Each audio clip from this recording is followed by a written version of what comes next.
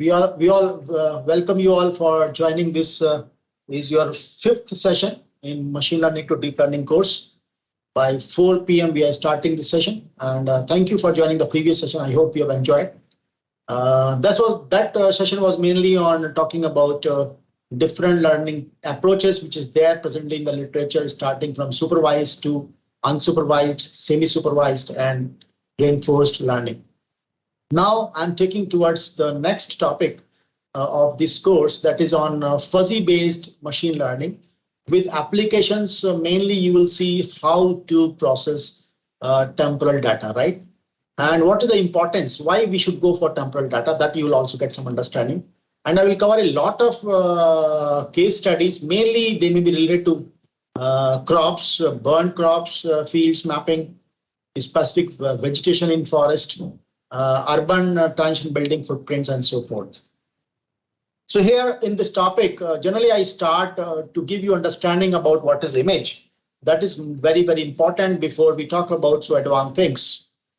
We should understand what is image. So here if you see image and zoom it, you see the image are basically some square or rectangular boxes you see.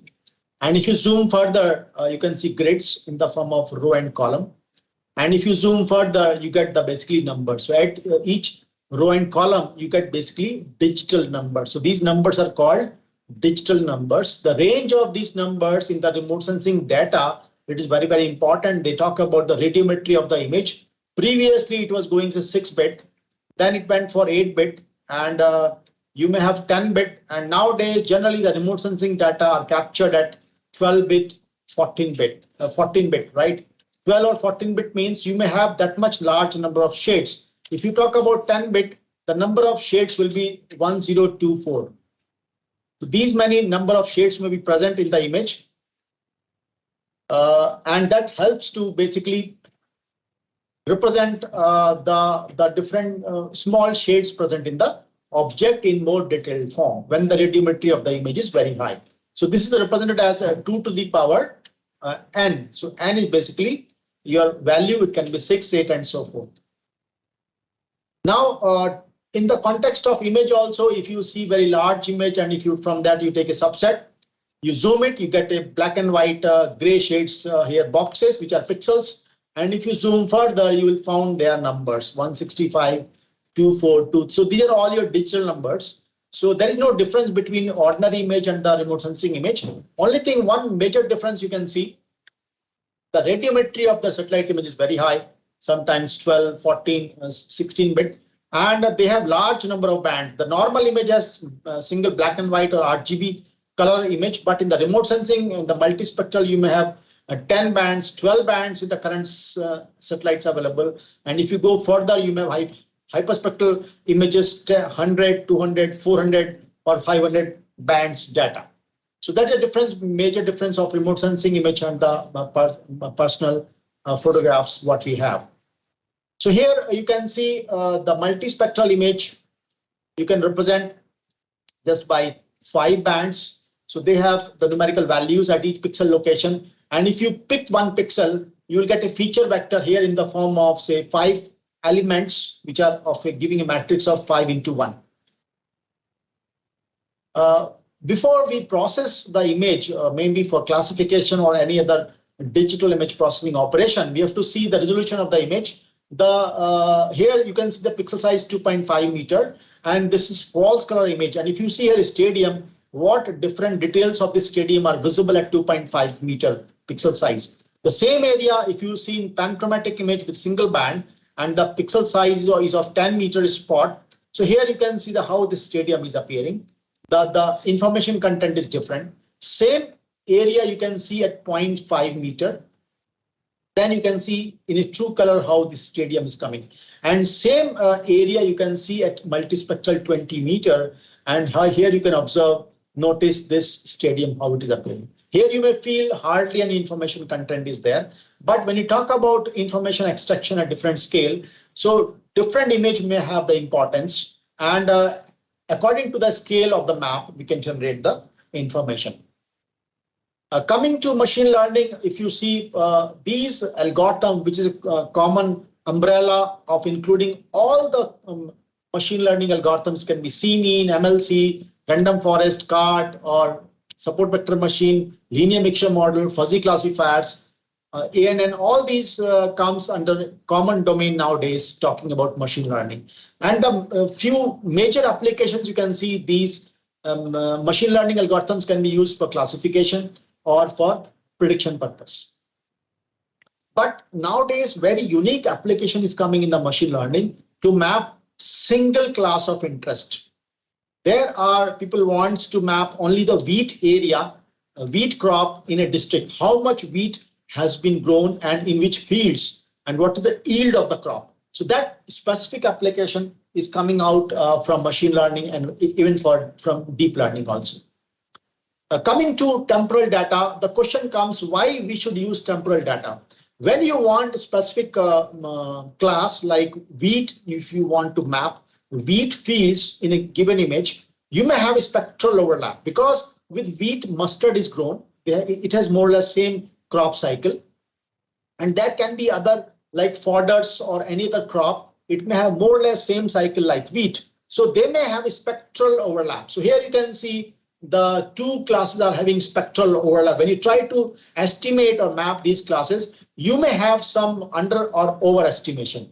So if you take here a temporal data, in this case, if you monitor this field, it is fallow. It is again fallow, even though it is sown. Now it is moist, and now here you have some young crop plants. And then the crop plants are growing further. It is full growth, and then it is flowering. So in time domain, say from 21st March to 30th of April, you can see the different stages of the crop in the field. So field appearance is changing. And here, if you try to extract, suppose, indices in the time domain, the graph may come like this. So here, this profile indicates that crop in that field, how that field is changing with respect to the stages of the crop.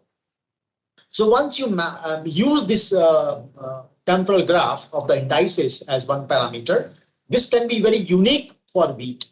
The moment when you have a unique time domain signal, then you can map the wheat in a given district area.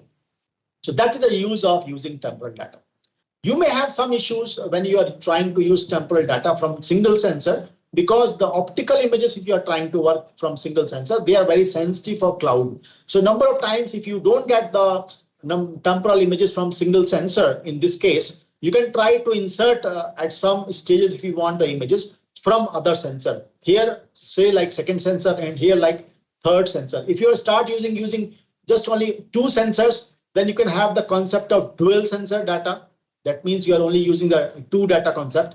And if you are using in the time domain 3 sensor, then the concept comes to be multi-sensor. Here you can see in one case we tried for paddy transplanted field mapping.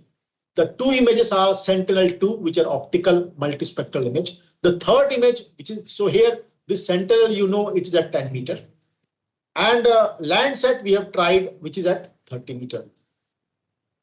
Right, again multispectral optical image. And fourth image, we did not got any optical image, so we tried on of 30th of July, which was from Sentinel-1 as a SAR image. So here you can see the example of using images from 3 sensors. So this is a case of multi-sensor. Sometimes maybe dual sensor is fulfilling. You can work with the dual sensor data. Sometimes if one sensor is giving the data for whole the crop cycle, then you can go by single sensor also. Some of the issues what you can see in machine learning for Earth observation data processing. One is it says you require large memory requirement of your hardware. A large training data, specifically when you're working with ANN and modified version of ANN, like different deep learning models, they really require large training data. They also have some generalization issue. That means they give you very good results for training pixels, and they don't give you very good results for unknown pixels. Then they have some free parameters, and these parameters should be optimized to get the best results. So these are the issues. So we should see in the literature what are the algorithms which does not follow these issues, which does not create these issues. So in that case, you can have the answer for fuzzy based approaches. And here you can see why these algorithms are very good for Earth observation data. First point is, if you have mixed pixels, they can handle the mixed pixels. I already explained in the previous lecture, the meaning of mixed pixel means you have in a pixel 2 or more than 2 class. Here you have forest, here you have water, and here you have settlement. So this is a mixed pixel. Then you have non-linearity. That means if the classes are non-linear like this, so if you try to draw a separation, the separation is coming like this. So this is a non-linear separation. So you have to go for using some functions like kernels, which can take care this non-linearity. So you can insert the kernels in the fuzzy based classifiers to handle the non-linearity. Third issue you can see in the image, there are unwanted pixels. So can we handle these unwanted pixels called as noisy pixels? There can be noise coming from the sensor or from the ground. Generally from the sensor nowadays it is very less because sensor quality is very good. So they are noisy free data they provide, but from the ground we can get the noisy pixels. How we can get the noisy pixels from the ground, specifically in the optical image? The unwanted pixels, unwanted classes, the classes which we don't want to map, they are present on the image, and these classes which are represented by pixels are the noisy pixels. So there are fuzzy based algorithm which can handle the noisy pixels, and these specific fuzzy based algorithm, if we try to use, that gives application to map single class because they can handle unwanted pixels of other classes as noisy pixels. Other advantage of using fuzzy based classifier, these classifiers work with very small training data. Then further advantage of using fuzzy based algorithms are they can handle the heterogeneity within class. This approach we have developed in the fuzzy based so that from the training data what we are getting, because samples are not homogeneous and they have some variation, so samples are heterogeneous. So how to handle this heterogeneity which is coming from the training data so that output accuracy should not go down. So I have told you in the previous lecture, in place of C means I told you ISM, CISM, individual sample mean approach. So this ISM approach we have incorporated in the fuzzy based classifiers to get very homogeneous classified output. So here, this I've already explained in the previous lecture. Just again, we can go through about supervised or unsupervised. This is always very, very important to go on talking about. Supervised means we are providing the training data for each class from the ground and trying to map. And since it is supervised, for at each class output, we get the label. Second is when we are going unsupervised, so we have an image and we just define number of clusters. We want to add number of iterations and also the shift of the mean as an acceptable error. So with these 3 parameters, the unsupervised algorithm works. It assumes the mean of each cluster initially. And with respect to that, it divides the data, it iterates to refine the mean of each cluster. And after, at the end, it can tell you these are the cluster 1, this cluster 2, cluster 3, and cluster 4. So this way unsupervised method works. And for hard, I've already told you again, for hard, if you have say 5-band image, for example, it can be supervised or unsupervised. So here, if you see, we assume all pixels are pure. That means one pixel get one label, right? Yeah. And the output is single layer. But once we know in an image there are mixed pixels, all pixels are mixed, or there are few pixels are mixed. So we can go for soft, and previously, as I mentioned, it is called subpixel classification. And the output can be supervised or unsupervised method, but the outputs are in the form of fraction images. So first image is for water as a fraction image, second for vegetation, third for wetland, and fourth for soil, which is giving the membership values at each pixel location. In that pixel, how much degree that class belongs. And you can see why the mixed pixel occur, because they are representing the boundary of 2 or more than 2 classes. So they are mixed pixels. There is a miscompatibility with the pixel size, with the sample size. Sorry, with the class, with the pixel size to the class size. So when there is a compatibility issue, so you can see a water body which is bounded by forest, and this is the pixel. It is including water body as well as the forest patch. So this pixel is a mixed pixel. So there is a compatibility issue with respect to the pixel size and the class size. So we get the mixed pixel. Here you can see again example for pure pixels when if you take small grid of 3 by 3 and all pixels are grass pixels, so they are, you can easily label them. There is no doubt in this. There is no incomplete. So all pixels are complete. Boundary is very clear. So you can simply label them and they are the pure pixels. That means only one class is present in one pixel. Second case can be when you shift the grid at the boundary of two classes. So these are pure pixels for water and these are the pure pixels for grass. But here you can see these 4 pixels are having some portion of water and some portion of grass. So you get confused what label should be given. So there is a question mark because it is an incomplete information. So to handle it, we have to go for fuzzy logic approach. Coming to the first classifier, if you talk about, if you see in the literature, the fuzzy was given as a theory by Zadeh. And later on, Bajek has given the first the fuzzy classifier called FCM classifier. Its objective function, if you see, is this one. So here n is number of pixels in the image, c is number of clusters. They were designed, it was designed as unsupervised, and mu is the membership value, and m is the weight constant. Its value goes from more than 1 and up to infinity. This controls the fuzziness in the output. So you can see how much fuzziness is present in my data and how much fuzziness should be there in my output. So you can try to match, and that way you can optimize the m value. This is a free parameter, and this is the distance between unknown pixel and the mean. So if you go for partial derivative of this one with respect to mu and minimize it, then you can get the membership function here. So from this membership function, you can get the membership value of each pixel.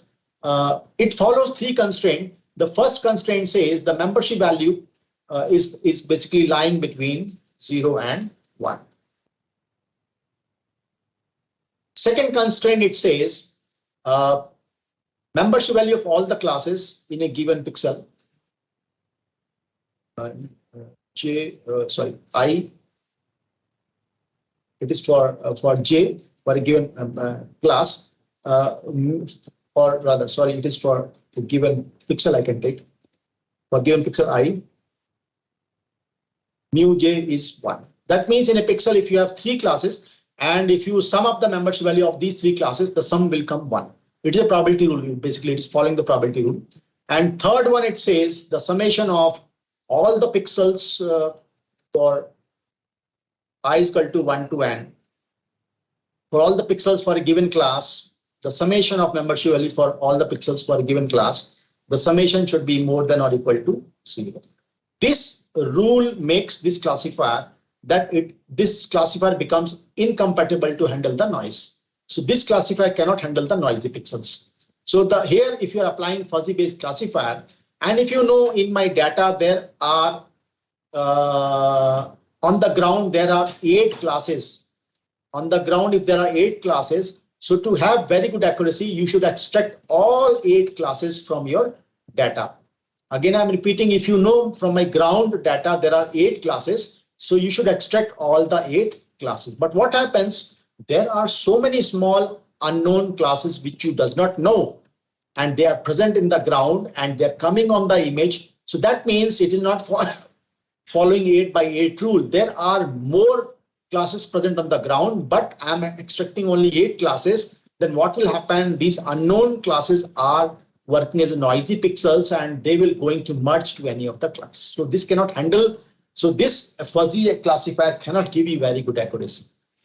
Coming to its modified version of possibilistic C-mean. Kelkar and Krishnapuram has given this classifier, possibilistic C-mean. So here it has an extra regularizing factor here. And again, when you go for partial derivative, you get the first mu. And after that, you get a eta and then final mu, this one. So from here, you get the final membership value. Eta controls the shape and size of the cluster. That's the role of eta. For each class, we get this eta value. The advantage is this can handle the noisy samples. So this classifier does not follow this rule. This probability rule is not following. It is trying to maximize the membership value for a given pixel for a given class. If the membership value is higher, it tries to maximize that pixel value, that membership value. So that is the advantage. That is the rule it follows in place of this rule. this probability rule. So that advantage it makes to map the single class. We'll show you in the coming slides. So PCM is capable to map single class. But again, here you can see this requires initialization. So we should have good initialization from here for initial mean. Initially, this was also designed unsupervised, but today you can use them supervised or unsupervised. If you are providing the data, you can use them supervised. If you're not providing the training data, then it is unsupervised. Same way for FCM also, you can use it supervised or unsupervised. Initially, it was mentioned it is developed for as unsupervised, but people were able to give the training data, then same algorithm becomes supervised. For the third modified version in the fuzzy classifier is NC classifier or noise clustering classifier. This was given by Dave in I think year 1991, something like that. I don't remember the year exactly. Here also you have extra regression factor. The advantage is this can again handle the noisy pixels and it quantifies, it gives you number of classes C+1. If you're extracting C classes, it will give you one extra class that is C+1 where you can see the noisy pixels. It has a first view for the favorable class you're looking for from the given data, say J up to C, and here it gives you C+1 extra class as a noisy pixel. So it quantifies the noisy pixels also. It extracts the noisy pixels plus it quantifies the noisy pixels present in your data. The fourth one, but again this NC you have to optimize the M parameter for single class.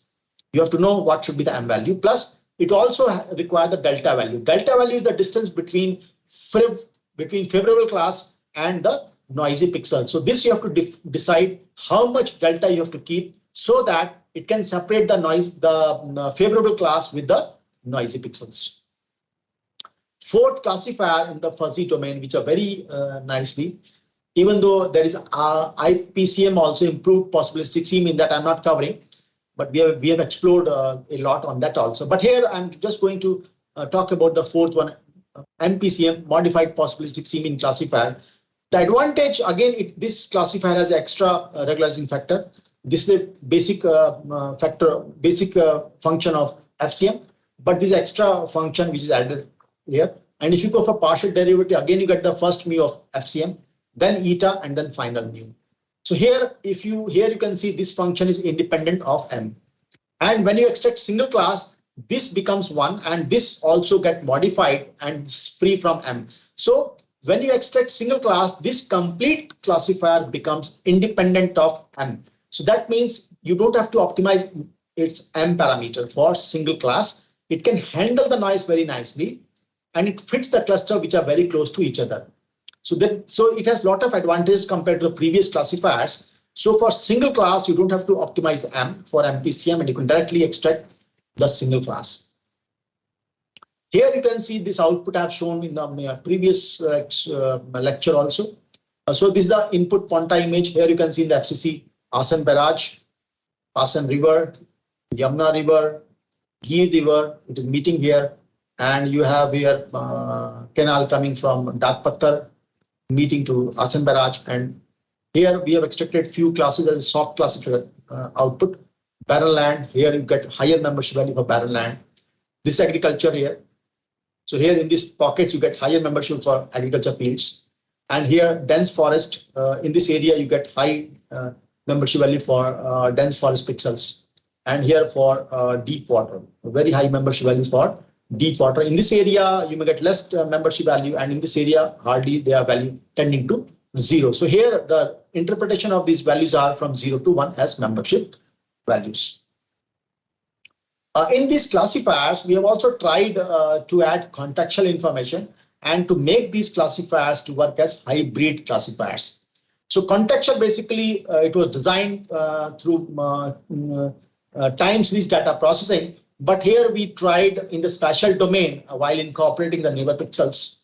And the approach we have tried with two. One is Markov random field, and second is through local convolution method. Overall, if you see, they handle the noisy pixels and the accuracy of your classification improves from 2 to 4 or 2 to 6% while removing the noise. Here, neighbor pixels means it goes for a strong correlation with the neighbor pixels.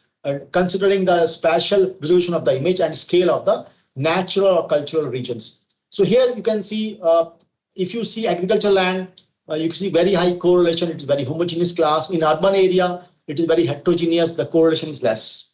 So as per the class, you can see how the correlation is changing. Second is for the coarser spatial resolution image, the correlation is less. And for finer spatial case, the correlation is increasing. So as you increase the pixels, as you decrease the pixel size, the correlation with the neighbor pixel increases. So that means the finer spatial resolution images has very high contextual information. So we should explore that information also. Here we have generally, if you see the contextual information people have tried in the past as a low pass filter approach or median filter on a pre-classification image or post-classification image. But here we have experimented through MRF and generating the prior energy function. That means during classification, we have added this contextual information. Here you can see the prior energy function as a global energy function. Then this is giving you conditional energy incorporating the spectral information from the image. And this is basically incorporating the spatial information as a prior energy, which is giving you contextual information. So here lambda is a weight which controls how much spectral and how much contextual information we can incorporate. If we know in an image, it is very finer resolution image, that means it has very large contextual information. We can give delta to be high, more contextual, and then less spectral information. So if you go for optimizing this global positive energy function, we can get the final output, which is more rugged with respect to spectral and spatial information. You can see one example we tried to process for LIS4 image near Udham Singh Nagar district, near Sitarganj rather, and this is a dam and the field photograph we have taken. And this is one output without contextual, and you can see this road, and along the road there was plantations of the eucalyptus trees, and their shadows were coming as water body. Same way here, some patches were as shadow was coming as a water body. Later on, when we have added the contextual information in the FCM classifier, you can see these patches has been removed. So these are the noisy pixels and how we can tackle through contextual information while adding in the form of random Markov random field. Second, so here you can see on the same area, we have tried the comparison with the smoothing model and DA models, which I've shown in the previous lecture slide also. So here, smoothing model is not preserving these details, but DA models are able to preserve these details. We have also experimented with local information method. Again, I have shown you in the previous lecture that if it is input image and if you're just processing, this is the output coming, assuming it is noise-free processing. Here we have added 1% salt and pepper noise. And here you can see this noise has been handled very nicely. Still, output is very nicely came out. And when we went up to 5% in salt and pepper noise, still the MPCMS norm has taken care to handle this noise, and output is quite good. How we do that?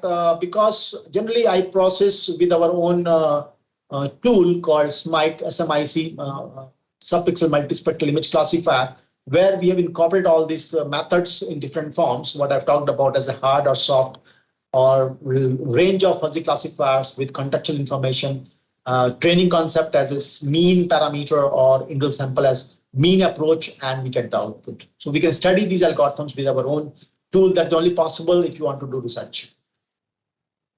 Coming to now from algorithm to our experience, what we have processed for data processing, mainly you will see more application on temporal data. The application can be for specific crop stage mapping. You can see the crop insurance, specific vegetation mapping, and post damage mapping. Here you can see the first application we tried with one of the MTech student as a paddy field transplanted at specific dates.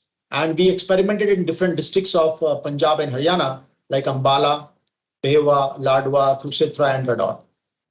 So here we have taken a multi-sensor approach using 3 sensor data from Sentinel-2, the first 2 images, which is showing you the fallow lands on 19th of June and 29th of June with water applied, it is fallow. Then here water applied fields are ready for transplantation. On 8th July, the transplantation has been taken place, And we have taken one more extra image after post-transplantation, that is 13th of July. For that, Sentinel-2 was not available, so we have taken Sentinel-1 SAR image. This is your Landsat at 30 meters. So here you can see the example of specific crop monitoring. That means we are able to map the transplantation done on 8th July. And we have moved further at around 5 to 10 days interval. We are able to map the transplanted paddy fields. But here one issue we found that dry canal was mapped as a transplanted paddy fields because it was giving same signature like paddy fields, like it was dry initially, then it was wet due to rain, some grass came in the canal and further grown. So it was giving same signature like a transplanted paddy fields. So what we have done, we have added one more image of 6th March. This is covering in the same area, the Rabi crop where there is a wheat. The moment we added one more image from Sentinel-2 of 6th March, you can see in this area that canal has gone because in the vector, this was showing wheat or the fields with crop. And here this was showing dry canal. The moment the vector has changed in time domain, you can easily, it was possible to remove this canal portion also, which is not transplanted paddy fields. So here we tried the classifier. We have experimented with MTCM classifier, but here I'm showing you, we applied the deep learning model like CNN model, and this is the configuration of CNN model structure. And we have experimented to add LSTM form of RNN in CNN and seeing the results. We found little inferior results through this hybrid approach compared to while using CNN model. Further moving towards handling the heterogeneity within class while considering each sample impact. So this I've already talked in my just previous 4th lecture. So this heterogeneity handling is not seen much in machine learning algorithms as they has been implemented because they are dependent on statistical parameter like mean of a class and so forth. And that's why they are not giving the impact of each classifier on the output. So here you can see the heterogeneity in a small polygon. This is a polygon of forest. Still you can see variation here and here. So pixels are changing, are basically gradually varying in this polygon. And here you can see somewhere it is dry, somewhere it is dry grass, and somewhere it is moist soil. So if you take samples, you may have mixed samples of dry soil, wet soil, and the soil having the dry grass. So there, if you see, you can see a lot of high variation. That means the samples are not homogeneous. So how to handle this? We have tried, as I've talked in the 4th lecture, we tried with ISM approach, individual sample as mean approach. That means we are considering each sample as mean, not the actual mean generated from this sample as a statistical parameter. So with that, it was possible that the outputs were quite homogeneous. You can see all these effects when we tested on Jallor area for castor crop. Again, you can see example of specific crop acreage mapping, area mapping. We are extracting specific area at a district level for castor crop. Here we have taken time domain data from Sentinel-2, and the data was taken on 22nd October 2020, 31st December 2020. So here you can see crop was emergence, then it was flowering, 4th February 2021, it was seed formation, 1st March 2021, and up to 16th March and 26th March, it was productive stage, and the 15th March was maturity of the crop. So in this time domain, this is an optimum date we have tried through separability analysis, and using these optimum dates in the temporal domain, you can see it was possible to map this castor crop in this area using Sentinel-2 data as a supervised approach in the Jallor district of Rajasthan. Second, in the same area, we got second crop of isabgol, which is the medicinal crop. So here we have taken the images which are representing the growth stages of crop from budding, pollination, ripening, seed maturity, and sun drying of the plant. So these are field photographs, what we got. Here you can see the fields, they are not completely filled by crop. Somewhere they're patchy, basically somewhere you can see soil and somewhere dense crop is there. So the field was not very homogeneous crop of isabgol, it was patchy. Somewhere you can see that soil exposure was coming up. So here we have taken indices to reduce the spectral dimensionality, the time domain data as a MSAVI2 which can decrease the soil impression in the indices. And you can see these are the fields we got it for isopgol and as a patch level. And here we tried individual sample as mean approach, which I talked in the previous lecture. And also you can see we have developed class-based sensor independent approach for providing the bands in any indices. Suppose here we have experimented with NDVI or MSAVI2. Suppose if you take NDVI, it's well known, we require red and NIR band. So there are different sensors nowadays, and the location of red and NIR band is different in different sensors. So we should always know where is my red band and where is my NIR band. And that require expertise to locate these bands. And sometimes some indices are using 3 bands or 4 bands. So you have to locate exactly these bands. And if you are working with hyperspectral data in the red band itself, you may have 20 bands, so you're totally lost. Which band should be considered in the hyperspectral for narrow indices database generation? So here we have developed a class-based sensor independent approach. Class-based, that means you simply click on the class and it will select the best bands which can enhance that class with the maximum enhancement. It takes care. That way you don't have to feed the concerned bands as per the indices. You simply define the indices formula. The appropriate bands, the CBSI will take care. Here you can see the example of isopgol, basically specific crop monitoring. That means harvesting. So here we have basically experimented with Sentinel-2 temporal data, and here we have added a CubeSat to PlanetScope data of say at every 3 days interval. So it was possible to map the isopgol crop on 21st March and 24th March. And up to 27th March, we went to test this approach that every 3 days interval, it was possible to map the harvesting in yellow fields are the 21st March and the green one are harvested on 24th. And same way we got up to 27th March also field got harvested. So here this is the example of specific crop harvesting monitoring. So we can monitor the harvesting or we can monitor the sowing like I've shown you for the paddy transplanted fields. Here this is the example of in Banasthali near Jaipur as a girls university. We have tested our individual sample approach and you can see for mustard, myself collected this ground truth. This field has came very homogeneously. This is the Banasthali University and they have airport here. And you can see this field has not came so nicely when we applied the statistical sample approach in the same classifier. Same way we have tested for the grass. There are cricket field and the parade ground in the campus, and the surrounding there are grasslands. They have came very nicely. But here this field hardly came up, and here these grasslands has not came up because there was heterogeneity and that was not tackled through statistical information. And we have tested for wheat crop also in the same area. These were 2 wheat fields collected from the ground truths came very nicely. But here you can see these fields has not came so nicely from this approach. Moving towards for using this fuzzy approach, we have gone for a specific forest species mapping.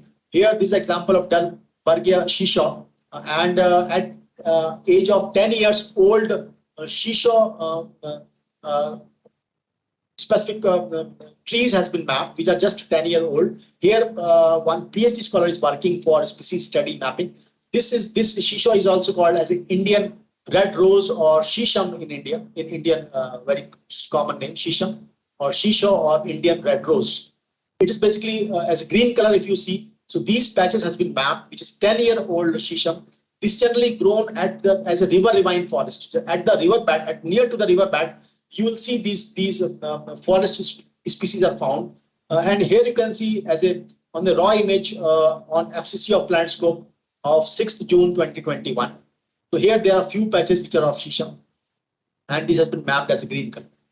So here we have used PlanetScope data at 3 meter. So these small patches was possible to map, but the temporal data was used. But these forest species are very unique and they have a lot of spectral overlap. So for this, the temporal data in a year, we have used around 18 temporal dates to map the shisham of 10-year-old age. We are trying to map 5-year or the full matured shisham tree also. And then in the same group, you can see Katha also.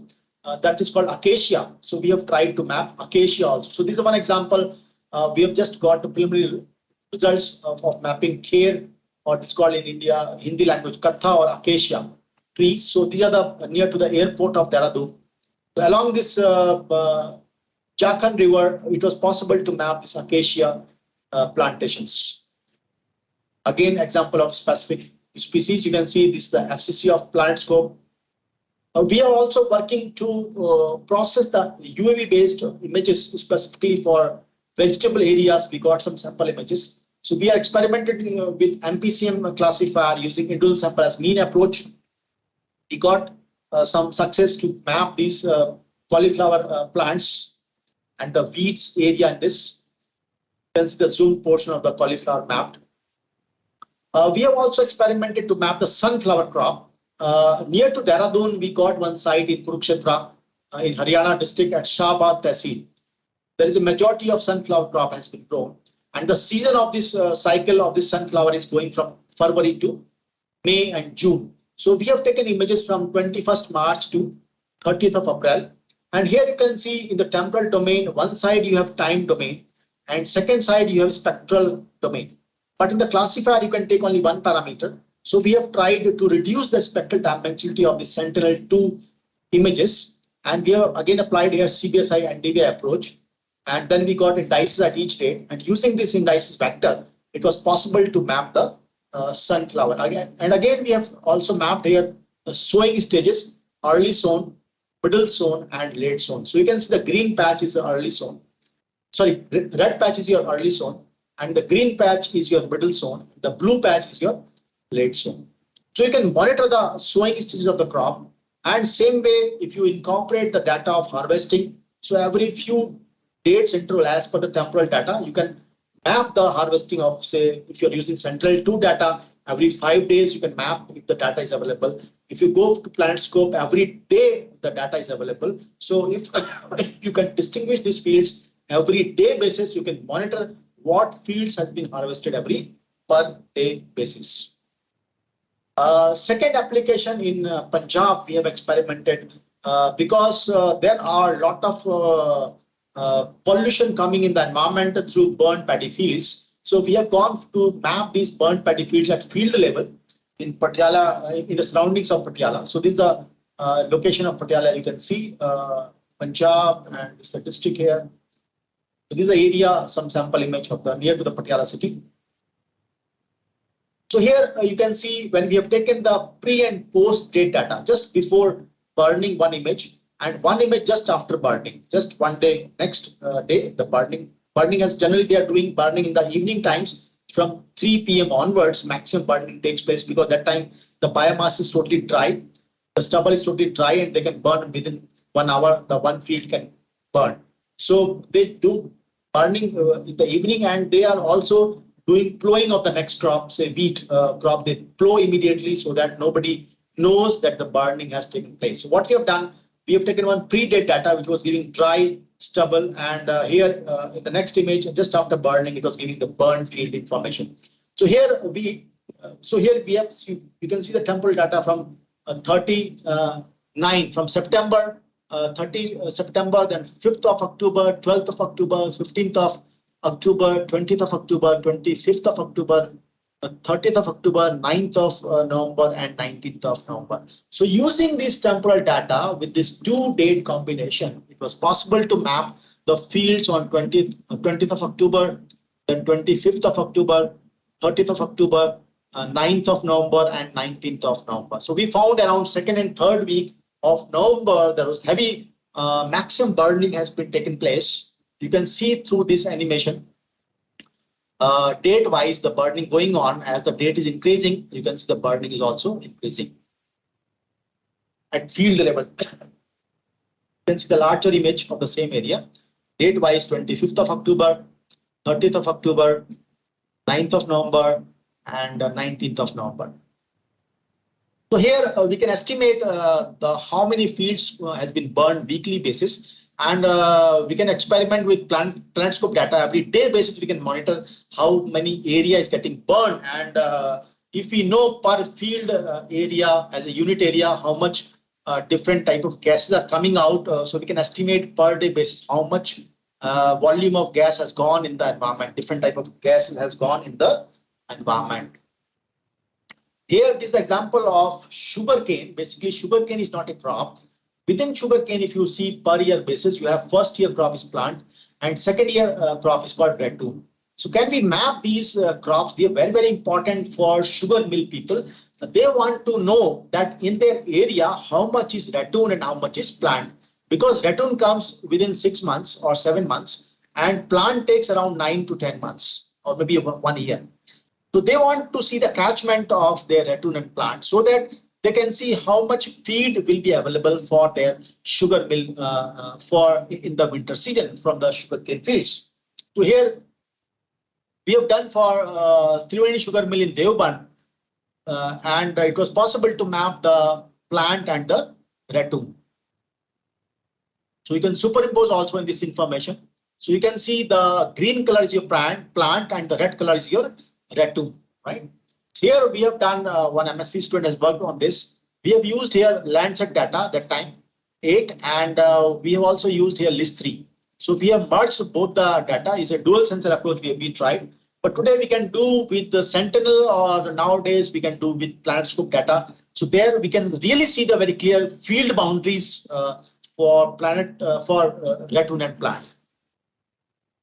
This is the one case study we have done with MTech student again for transplanted paddy fields done on 24th March and 10th of July, as well as separating with the existing water bodies. Because if you see the paddy fields in the surroundings, paddy fields looks like water body and the existing water body also looks like water body. So how to separate these water bodies with the existing paddy fields? So at different dates. So here it was possible to use here. We have again worked with Landsat data that time, and we got the fields on 24th of June and 10th of July. And this was also possible to separate the water bodies, can be canal, river, or ponds present in the area.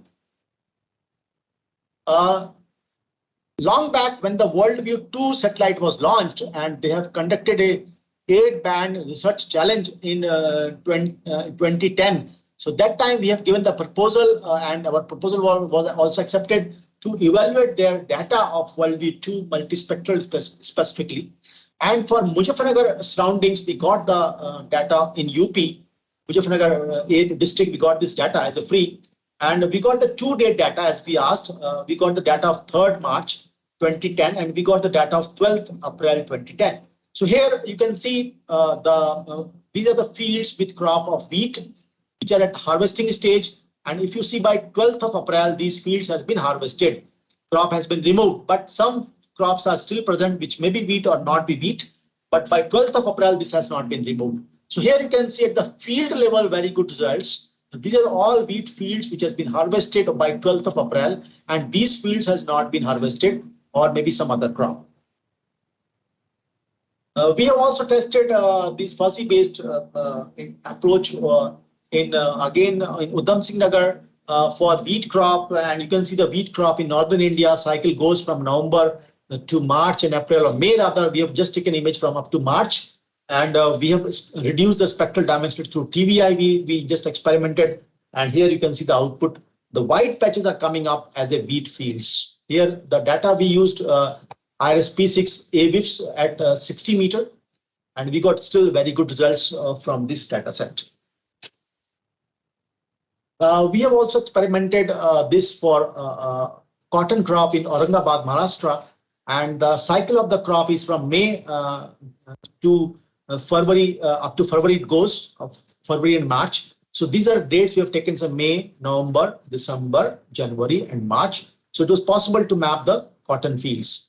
And also in Dehradun, we tried to map the moist deciduous forest using from November to March.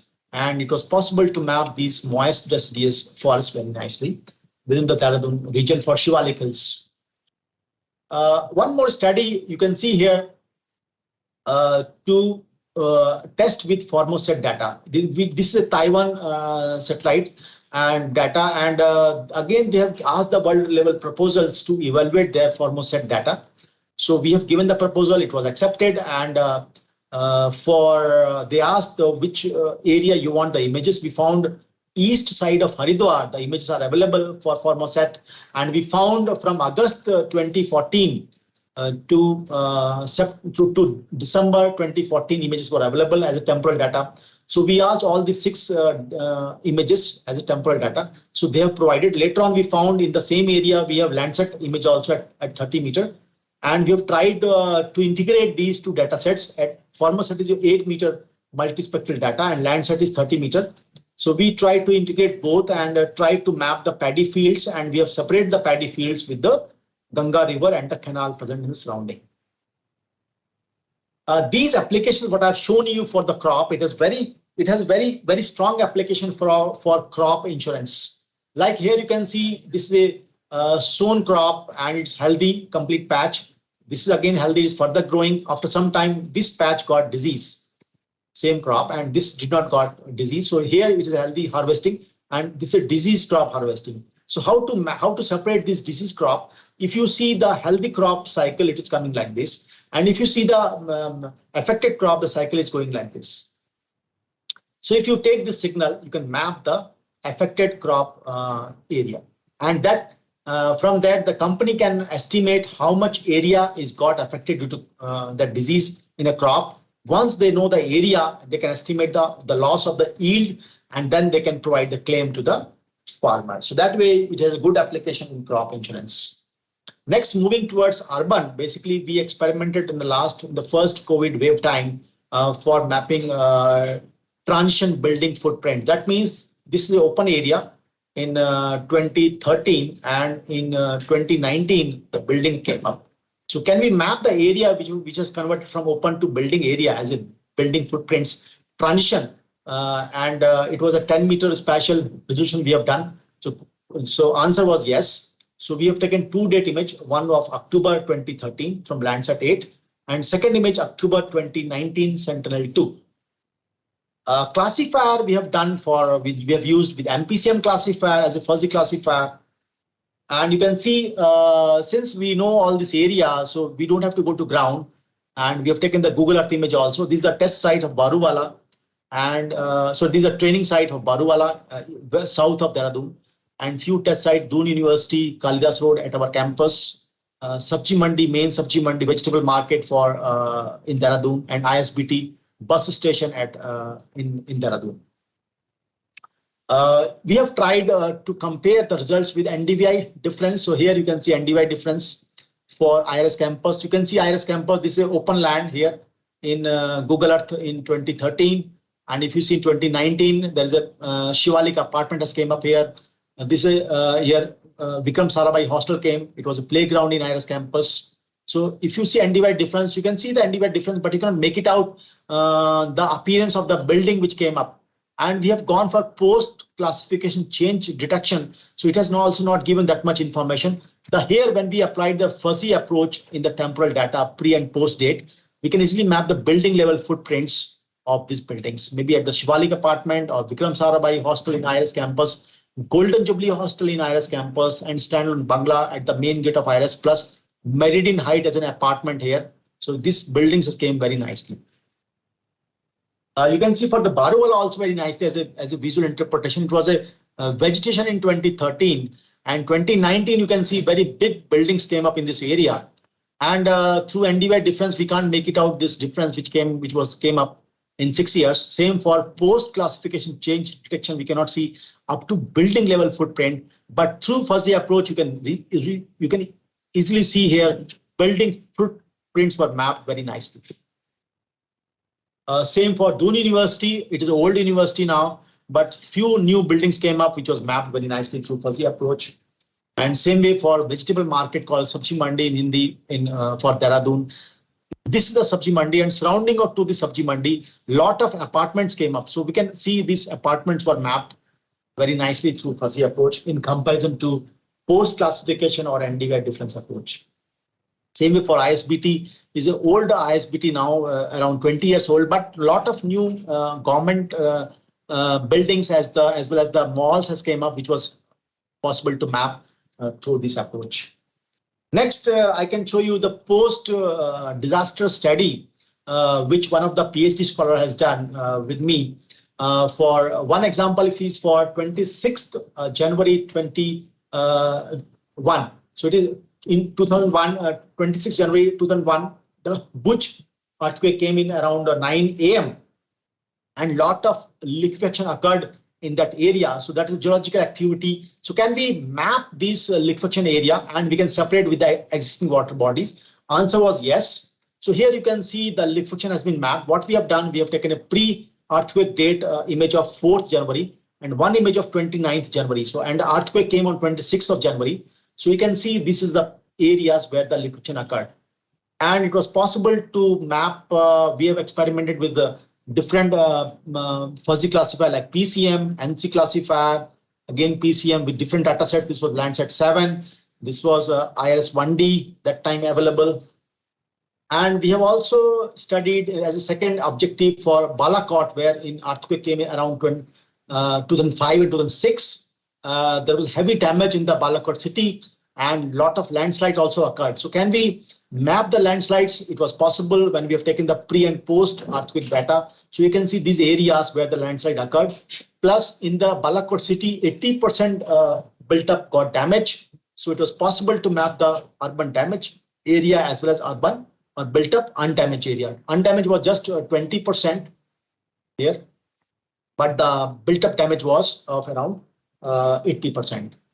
All these things, so how we proceed specifically for temporal data, we have one specific module of SMIC which can process the temporal data in just 3-4 steps. We have to load all the temporal images and then we can load extra temporal images from this option.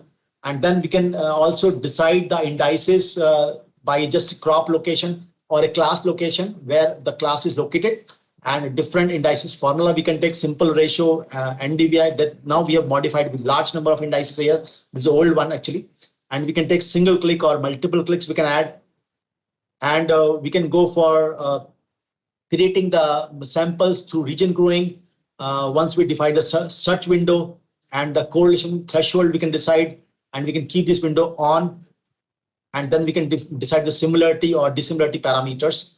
And once this is there, we can generate the indices and also at the same click that will be used to use the training location.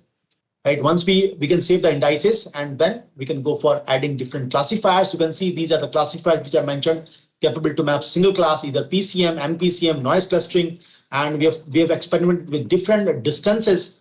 There are so many distances in the literature. It can be Euclidean, Manhattan, Canberra, normalized square equivalent distance, correlation distance, and so forth. Mahalanobis distance. We have experimented while incorporating these distances. So thank you all. I'm reaching to the last slide. Thank you slide. Now I can wait for the questions on the second session on which I've covered. I talked about fuzzy-based machine learning with application in temporal data processing. This is the first book on this area we have published in 2020 at the first COVID wave. And now we are going for a second book. It may be coming up in the few months on multi-sensor temporal data processing for specific class with again CRC Press. It is under communication and the review is going on. I hope you have enjoyed and